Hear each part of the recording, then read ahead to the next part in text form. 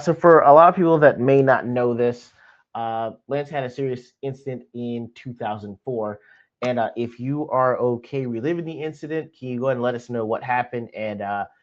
how you Well, were I able to mean, get around that? you can see on my, hang on, let me get the center of the screen here. You can see on my thumb here, I've got a kind of a scar and an indentation, if you can see that. Hmm. And you see part of my skin kind of goes white and stuff. So Yeah. that happened at the same time. I had a septicemia blood infection. It caused all these blood clots all around my body, right? And it got misdiagnosed at first. So I collapsed. I had a stroke, which is why one side of my mouth is slightly lopsided, and ended up in hospital. I was ultimately there for about 3 months. I was in a Oh, coma for wow. quite a long period of time. I was in an induced. They had to put me in an induced coma for quite a while, and I had two blood clots in my brain. I had one the size of a twopence piece, which is this big. There we go. And then I had one the size of a golf ball, which is considerably bigger than a twopence piece.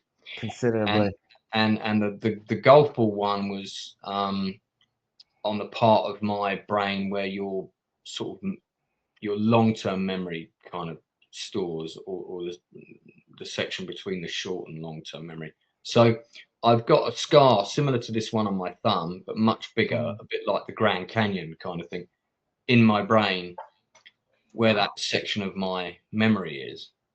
And I I was very, very lucky. I mean, I nearly died in there a couple of times, and I got put on this experimental drug trial from America, purely by chance. That was so lucky. That was I've been in there for 3 months at this point, and they were going to have to drill a hole in my head, and it was like chance of brain damage, 25%, or you know, chance of Yeah. fatality like 7% or something. This all sounded like a pretty horrible die roll on 2D10 that I wasn't looking forward to doing. And then this doctor came around, and my a relative of mine happened to be visiting at the time, and this doctor had trained this relative as a nurse when they were younger, and they were like, "Oh Mm. my God, you're related to Mr. Nelson, right? Well, I'm going to get him on this drug trial then." And next thing I knew, I got put on this Oh, drug wow. trial, and within a week of that, the swellings in my brain had gone. It took me quite a while Wow. to rehabilitate because I couldn't walk properly for 2 or 3 months, and